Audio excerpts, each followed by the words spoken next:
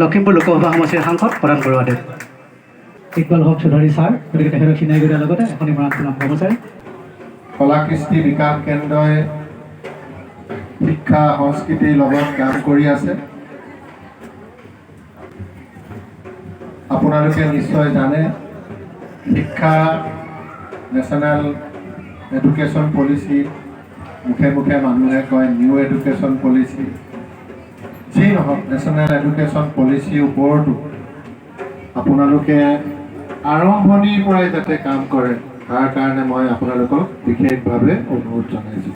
আজি এই পবিত্ৰ ক্ষণত সৰু অসম মৰাণ কলা সংস্কৃতি বিকাশ কেন্দ্ৰৰ যিখিনি আজি প্ৰতিষ্ঠা দিৱসৰ লগতে যিখিনি আমাৰ মৰাণ জনগোষ্ঠীৰ কলা সংস্কৃতিৰ সাধক কুটীৰ শিল্পৰ যিখিনি লগত জড়িত সেইসকলক যিটো সন্মান কৰা হ'ল সেইটো অতি আদৰণীয়। এই অনুষ্ঠানটো আগতে মই এনেকুৱা ধৰণে দেখা নাছিলোঁ। এইবাৰ প্ৰথমবাৰৰ বাবে এইখিনি আৰম্ভ কৰাৰ বাবে মই মৰাণ কলা সংস্কৃতি বিকাশ কেন্দ্ৰৰ সকলো বিষয়ববীয়াক মই আন্তৰিক ধন্যবাদ জনাইছোঁ। যাতে ভৱিষ্যতেও মৰাণ জনগোষ্ঠীৰ যিসকল আমাৰ কলা সংস্কৃতিৰ সাধক, ইয়াৰ লগত জড়িত, কুটীৰ শিল্পৰ লগত জড়িত, সেইসকলক এইদৰে আমি সন্মানিত কৰি আহি নিশ্চয় উঠি অহা প্ৰজন্মইও ইয়াৰ বাট লৈ আমাৰ জনগোষ্ঠীটোক আগুৱাই নিব পাৰিব। আৰু আমি আমাৰ কলা সংস্কৃতি আমি জনগোষ্ঠীটোৰ এটা পৰিচয়, এটা জনগোষ্ঠীৰ পৰিচয় হৈছে কলা সংস্কৃতি। এই কলা সংস্কৃতি জীয়াই ৰখাৰ বাবে আমাৰ যিসকল অতি জ্যেষ্ঠ আছে, এই জ্যেষ্ঠসকলৰ অনুকৰণ কৰি আমাৰ অহা প্ৰজন্মইও এইখিনি আমি ধৰি ৰাখিব লাগিব। আৰু ভৱিষ্যতে আমি মৰাণ জনগোষ্ঠীটোক আমি এটা সুন্দৰ পথত আগুৱাই নিব পাৰোঁ। মাননীয় মুখ্যমন্ত্ৰী হিমন্ত বিশ্ব শৰ্মা ডাঙৰীয়াই বিশেষকৈ মৰাণ জনগোষ্ঠীৰ বাবে আজি যিমানখিনি আমাৰ এই চৰকাৰখনে কৰিছে, বিগত কোনো চৰকাৰে এনেকুৱাখিনি ব্যৱস্থা কৰি দিয়া নাছিল।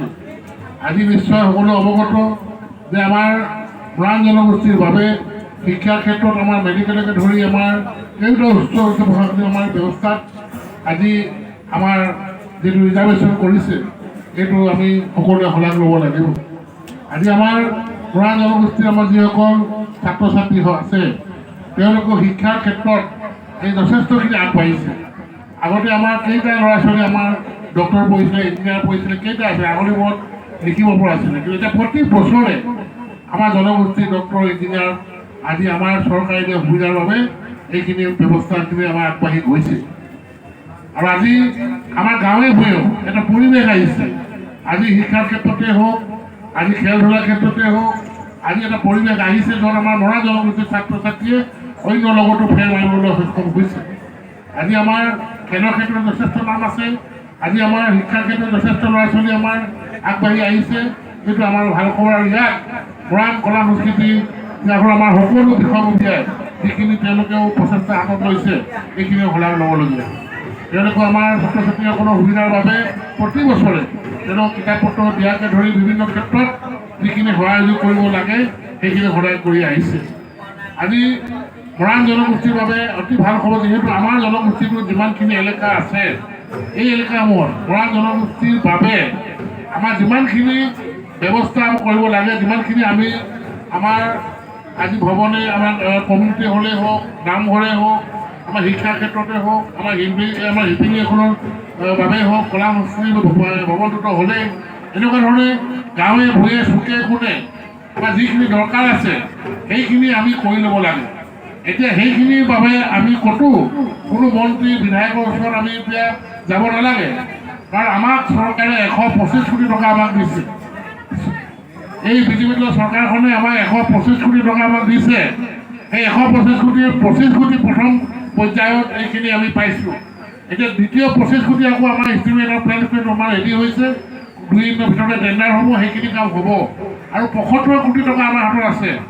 সেই 75 কোটি টকাই আমাৰ গাঁৱে ভূঞে আমাৰ মৰাণ এলেকাৰ যিমানখিনি প্ৰয়োজনীয় আছে, যিখিনি আমাৰ দৰকাৰ, ভৱিষ্যতে আমাৰ যিখিনি প্ৰজন্মৰ বাবে সুবিধা হ'ব, সেইখিনি কাম আমি কৰি ল'ব লাগে। যাতে গোটেইখিনি আমাৰ সংগঠনে ভালকৈ আলোচনা কৰি ভালকৈ দিহা পৰামৰ্শ কৰি জ্যেষ্ঠসকলৰ পৰামৰ্শ লৈ তাক যিখিনি কাম কৰিব লাগে, যিখিনি দীৰ্ঘমীয়া হয়, এনেকুৱা কাম কৰিব নালাগে যিখিনি কৰি পিনি যাতে দুদিনতে একো কাম নাইকিয়া হয়, পেলাই থোৱা হয়, তেনেকুৱা কাম কৰিব নালাগে। যিখিনি কাম কৰিব লাগে আমাৰ উঠি অহা প্ৰজন্মৰ সুবিধা হয়। এতিয়া আমাৰ কম্পিউটাৰ যে ইলেক্ট্ৰনিক মানে যুগ যাতে কম্পিউটাৰ ক্ষেত্ৰত কম্পিউটাৰ ট্ৰেইনিং চেণ্টাৰ এনেকুৱা ধৰণৰ কম্পিউটাৰ হাব বনাওক, কিবা এনেকুৱা আমি শিপিনী বোৱনীসকলৰ বাবে মানে অত্যাধুনিক তাঁতশাল আনি কিনে তেওঁলোক ব্যৱস্থা কৰক। তেনেকুৱা ধৰণৰ স্কিম ল'ব লাগে, যিখিনি স্কিমে যাতে কাম কৰি তাতে এটা অৰ্থৰ এটা ইনকম হয়। অসমৰ এই চুকত সিঁচৰিত হৈ থাকি এটা সময়ত আচলতে মৰাণ জনগোষ্ঠীটোৱে নিজৰ অস্তিত্ব, নিজৰ কলা সংস্কৃতিখিনিক হেৰুৱাবলৈ উপক্ৰম হৈছিলে। আৰু সেই জনগোষ্ঠীটোক একত্ৰ কৰি জনগোষ্ঠীটোৰ মানুহখিনি য'ত যেনেকৈ আছে সকলোকে গোটাই আৰু এই জনগোষ্ঠীটোৰ মাজত থকা যিখিনি কলা সংস্কৃতিকে আদি কৰি যিখিনি আমাৰ সমল, সেই সমলখিনিক লৈ আগবাঢ়ি যোৱাৰ লগতে জনগোষ্ঠীটোৱে চৰকাৰৰ পৰা পাবলগীয়া যিখিনি অধিকাৰ, সেই অধিকাৰখিনি সাব্যস্তকৰণৰ কাৰণে মৰাণ জনগোষ্ঠীৰ শিক্ষিত ব্যক্তিসকলে পোনপ্ৰথমে অসম মৰাণ সভা জন্ম দিছিলে 1965 চনৰ 28 নৱেম্বৰ তাৰিখে।